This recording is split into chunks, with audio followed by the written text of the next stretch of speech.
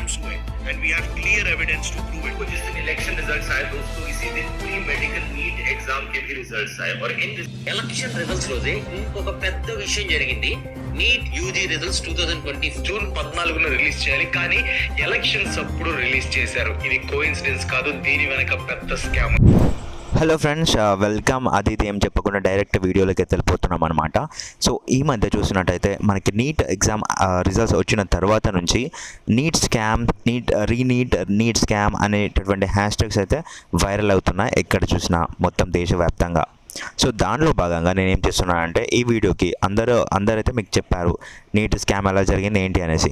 So దాంట్లో నుంచి నేను ముఖ్యంగా తీసేసి ఒక అనాలిసిస్ కోసం అయితే వచ్చాను అనమాట. ఏంటి అంటే ఇది వీళ్ళకి బ్యాడ్ న్యూస్ అంటే ఎవరు వాళ్ళు అనేసి మీరు అనుకోవచ్చు. సో వాళ్ళ గురించి ఈ వీడియోలో మనం డిస్కస్ చేద్దాం. అండ్ ఇలా చేస్తేనే బెటర్ అనేసి కూడా టైటిల్ పెట్టాను. సో దాని గురించి కూడా మనం ఇక్కడ ఒక క్లారిటీకి అయితే వద్దాం ఫ్రెండ్స్. సో అంతకంటే ముందు ఇక్కడ మీరైతే ఒకసారి స్క్రీన్ అయితే ఇట్లా టిల్ట్ చేయండి, రొటేట్ చేయండి. సో ఈ వీడియో చూసేసేయండి.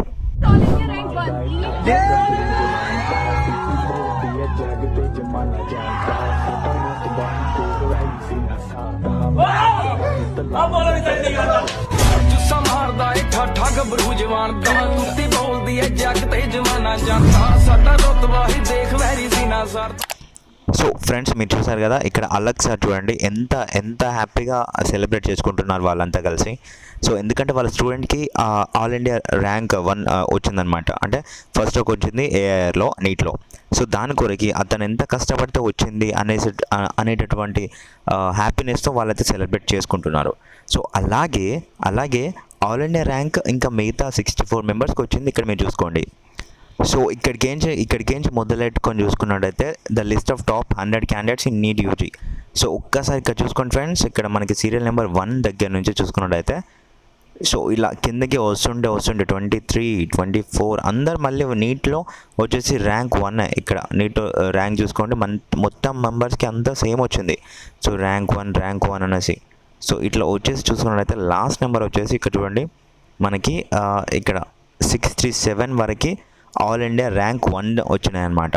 సో అంటే ఇప్పుడు మనం ఏమనుకోవాలి అంటే ఇంకా లాస్ట్ ఇయర్ వచ్చేసి మనకి లాస్ట్ ఇయర్ డేటా చూసుకున్నట్టయితే మనకి 2 మెంబర్స్కి వచ్చింది ఫ్రెండ్స్. 2 మెంబర్స్కి మాత్రమే ఆల్ ఇండియా ర్యాంక్ వచ్చింది. సో అది కూడా 720 అవుట్ ఆఫ్ 720 వచ్చినాయి అనుకోండి లాస్ట్ ఇయర్. అంతకుముందు లాస్ట్ ఇయర్ వచ్చేసి 1 మెంబర్కి వచ్చింది. సో అలాగే ఫ్రెండ్స్ నేను 3 ఇయర్స్ బ్యాక్ అయితే నాది ఇంటర్మీడియట్ కంప్లీట్ అయిపోయింది 3 ఇయర్స్ బ్యాక్. సో అప్పుడు ఏమిటంటే నేను నారాయణలో చేశాను అనమాట. సో నారాయణలో వచ్చేసి నాకు వచ్చేసి ఇక్కడ సో నాది కూడా బైపీసీ స్ట్రీమ్లోనే అయిపోయింది అనమాట. సో అక్కడ వచ్చేసి నేను నీట్ రాసినప్పుడు ఎవరికి 720 అవుట్ ఆఫ్ 720 రాలే. గట్టిగా మాట్లాడితే మనకి 650 వస్తేనే గ్రేట్ అనుకునేవాళ్ళం అనమాట. సో అంత టఫ్గా ఉంటుంది ఎగ్జామ్ వచ్చేసి. సో అట్లాంటిది ఇక్కడ చూసుకున్నట్లయితే ఒక్కొక్కరికి చూసుకోండి ఆ టైంలో ఇంకా చూసుకున్నట్లయితే మనకి 700 దాటితే గగనం అనమాట. లాస్ట్ మా టైంలో వచ్చేసి 714 వచ్చినాయి. అది టాప్ ర్యాంక్ అనమాట నీట్లో. సో ఆ ఇయర్లో ఇక్కడ చూసుకున్నట్లయితే ఏకంగా వచ్చేసి 3-4 ఇయర్స్ తర్వాత డైరెక్ట్ వచ్చేసి 67 మెంబర్స్కి వచ్చేసి డైరెక్ట్గా ఇంకా ఆల్ ఇండియా ర్యాంక్ వచ్చిందంటే ఫస్ట్ ర్యాంక్స్ వచ్చినాయంటే ఒక్కసారి ఆలోచించండి ఇక్కడ ఏం జరిగి ఉంటుంది ఏంటి కథ అనేసి. సో మళ్ళీ ఇప్పుడు వచ్చేసి దీన్ని బట్టి చర్చిస్తే వాళ్ళు ఎన్టీఆర్ వాళ్ళు ఏం నోటిఫికేషన్ రిలీజ్ చేశారు ఇవాళ మార్నింగ్ చూశారు కదా. సో మనకు వచ్చేసి నిన్న 6th జూన్ రోజున మనకు వచ్చేసి ఇది ఒక ప్రెస్ రిలీజ్ అయితే చేశారనమాట నోటీస్. సో ఇదేంటి అంటే ఇది అనవసరం, అసలు ఎన్టీఆర్ వాళ్ళు ఇటువంటి దాంట్లో ఇన్వాల్వ్ అవ్వకూడదు. బట్ వీళ్ళు మళ్ళీ ఒకటి రిలీజ్ చేశారు. ఏంటి అంటే 571 సిటీస్లో ఎగ్జామ్ అయితే నడిచినది. మొత్తం 24 lakh మెంబర్స్ అయితే రాశారు. దట్టు 5th మే రోజున నీట్ ఎగ్జామ్ అయితే కండక్ట్ చేయబడింది. ఆల్రెడీ 4750 సెంటర్స్లో ఈ ఎగ్జామ్ అయితే జరిగిందనమాట అని చెప్పారు. సో అది చెప్పడంతో పాటు అలానే కిందకి మెల్లగా స్క్రోల్ చేస్తే ఇక్కడ చూసుకోండి మనకి పంజాబ్, హర్యానా, ఢిల్లీ అండ్ ఛత్తీస్గఢ్ ఈ 4 స్టేట్స్ ఉన్నాయి కదా. ఈ 4 స్టేట్స్కి సంబంధించినటువంటి సెంటర్స్లో అక్కడ వచ్చేసి టైం అనేది లాస్ అయిందనమాట. అంటే ఇక్కడ మీరు చూసుకున్నట్లయితే 4 స్టేట్స్ ఉన్నాయి, పంజాబ్, హర్యానా, ఢిల్లీ అండ్ ఛత్తీస్గఢ్. సో వీళ్ళు ఏం చేశారంటే వీళ్ళు వచ్చేసి అక్కడ ఆయా హైకోర్ట్స్ ఉన్నాయి కదా. సో అక్కడ వాళ్ళు పిటిషన్ వేశారనమాట, లైక్ కేసు వేశారు. ఏంటి అంటే ఇక్కడ వచ్చేసి సో ఇక్కడ ఎగ్జామ్ టైమింగ్లో వచ్చేసి వాళ్ళకంట టైం అనేది సఫిషియెంట్ అవ్వలేదంట. దానికోసం అనేది ఇక్కడ పిటిషన్ వేశారు. సో అలా వేయడంతో ఎన్టీఆర్ వాళ్ళు ఎలా రెక్టారంటే, సో దాన్ని మొత్తం అన్ని పరిశీలించిన తర్వాత వాళ్ళకి వాళ్ళ గ్రీవెన్సెస్ అన్నిటికి ఒక సొల్యూషన్ అనేది వెతికారనమాట.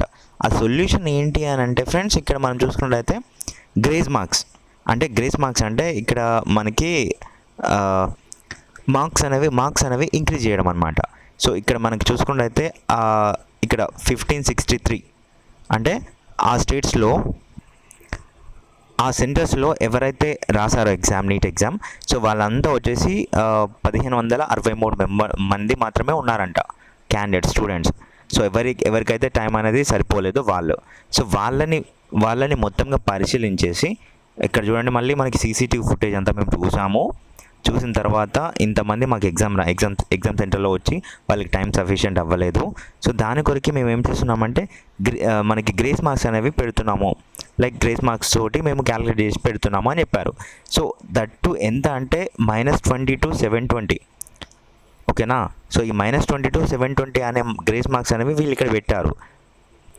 సో ఇంకొకటి ఇక్కడ సిల్లీ థింగ్ ఏంటంటే, among these the score of two candidates also happens to be 718 and 719 marks respectively due to compensatory marks. So ఇక్కడ ఒక్కసారి సిల్లీ రీజన్ చూసుకోండి. ఇక్కడ మనకేంటంటే ఇక్కడ మీకు 718 and 719 మార్క్స్ కనిపిస్తున్నాయి కదా వాళ్ళకి వచ్చినాయి. సో అది కూడా కాంపెన్సేటరీ మార్క్స్ వల్లే వచ్చినాయి అని చెప్పారు. ఇక్కడ కాంపెన్సేటరీ మార్క్స్ అంటే ఇక్కడ ఏంటి అంటే గ్రేస్ మార్క్స్ అంటే ఎలా అంటే ఫ్రెండ్స్, ఇప్పుడు మనకి టైం అనేది సఫిషియెంట్ అవ్వలేదు కదా, ఇన్ కేస్ వాళ్ళ ఆన్సర్స్ బట్టి. సో ఇప్పుడు వచ్చేసి మనకి ఇప్పుడు సపోజ్ అనుకుందాం 10 క్వశ్చన్స్ ఉన్నాయి. 10 క్వశ్చన్స్లో మీరు 8 క్వశ్చన్స్ కరెక్ట్ చేశారు. టోటల్ 10 క్వశ్చన్స్ ఉంటే 8 క్వశ్చన్స్ కరెక్ట్ చేశారు. ఇంకా 2 క్వశ్చన్స్కి టైం సఫిషియెంట్ అవ్వలేదు. మీరు 8 కరెక్ట్ చేశారు కాబట్టి ఈ 2 క్వశ్చన్స్కి మీకు మార్క్స్ ఇస్తారనమాట. ఎలాగో 8 మెజారిటీ ఆఫ్ ద మార్క్స్ వచ్చేసి మీకు కరెక్ట్గానే ఉన్నాయి. ఇంకా 2 క్వశ్చన్స్ తప్పుగా ఉన్నాయి కాబట్టి, ఇంకా 2 క్వశ్చన్స్కి అటెంప్ట్ చేయలేదు కాబట్టి అక్కడ మీకు మార్క్స్ ఇస్తారు. లైక్ అవి కూడా మీకు టైం సఫిషియెంట్ అయి ఉంటే మీకు మార్క్స్ ఇస్తారు. సో అట్లా చూసేసి వీళ్ళు ఏం చేస్తారంటే కాంపెన్సేటరీ మార్క్స్ అనేవి వీళ్ళు ఇక్కడ పెట్టారనమాట. సో ఇది మళ్ళీ మిగతా వాళ్ళకి ఎందుకు పెట్టలేదు?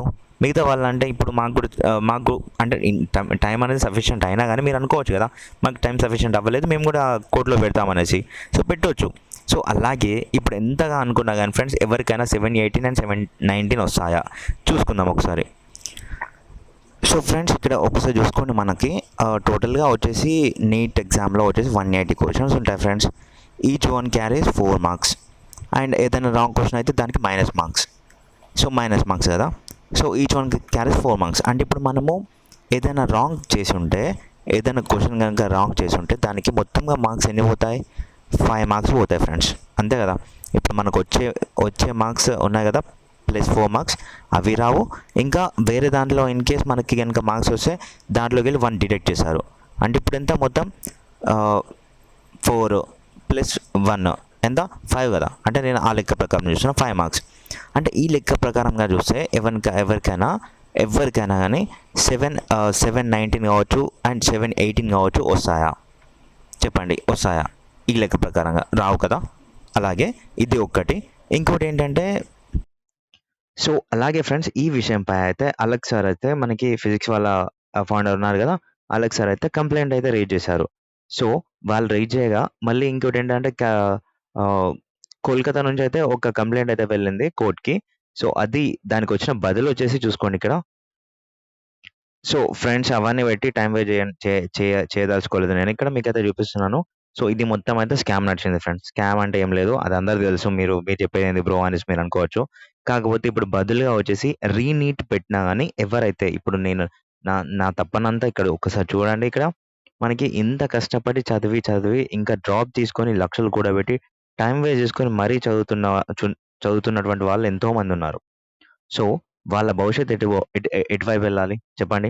సో ఒకసారి ఆలోచించండి ఫ్రెండ్స్. ఏంటి అంటే ఇప్పుడు చదువుకున్న వానికి మళ్ళీ ఎగ్జామ్ పెట్టినా, రీనీట్ పెట్టినా మళ్ళీ వస్తే మార్క్స్ ఓకే.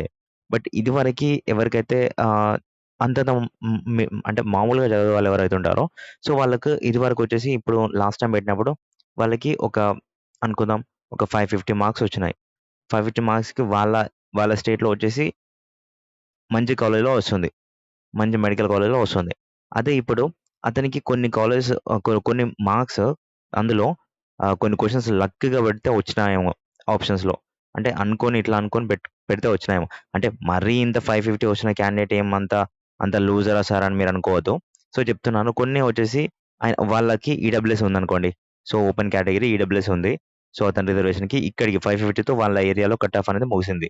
సో, ఇంత మార్క్స్ వస్తే వాళ్ళ ఏరియాలో మంచి మెడికల్ కాలేజ్‌లో సీట్ వస్తది. సో, ఇంతకంటే ఒక మహా అంటే 540 వచ్చినాయనుకోండి. 10 మార్క్స్ తేడాతో అతనికి ఏమైతుంది ఇప్పుడు?